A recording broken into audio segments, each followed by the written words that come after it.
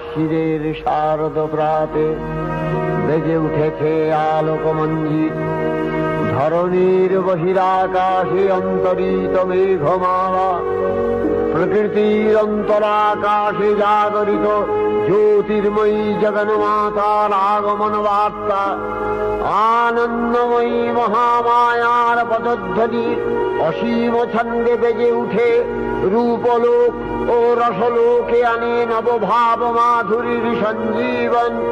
তাই আনন্দিতা শ্যামণী মাতৃকার চিন্ময়ীকে মৃন্ময়ীতে আবাহন।